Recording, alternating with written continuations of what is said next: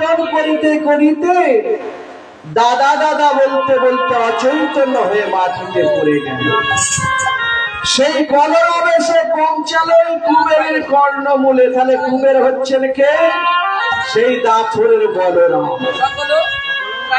সেই কলরব শুনে তখনও বলছে, ওরে সখা, আজকে আমার খেলা ভালো লাগছে না, তোরা আজকে এখানে খেলা কর।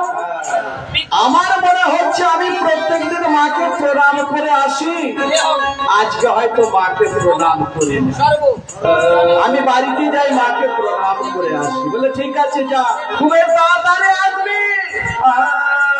হ্যাঁ ভাই ঠিক আছে, তাড়াতাড়ি আসবো।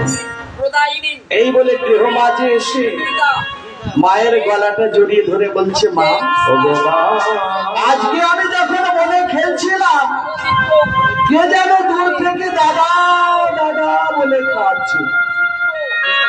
আমার যেন আজকে খেলা ভালো লাগছে না, খেলায় বলবো। তখন মা বলছেন, হয়তো তুই বনে বনে খেলা করিস, হয়তো কোনো অপদেবতার দৃষ্টি করেছে। তখন কুবের বলছে, কি বললে মা? অপদেবতার দৃষ্টি করেছে? তবে আমরা যে খেলা খেলি, সেই খেলা দেখে অপদেবতা মুক্তি পেয়ে যায়। বলে এমনকি খেলা খেলিস, তোদের খেলা দেখে অপদেবতা মুক্তি পেয়ে যায়। খেলা করি আর বদনে কীর্তন করি, বদনে নাম করি। কেমন ভাবে জানো মা? রঘুপতি রাঘব রাজা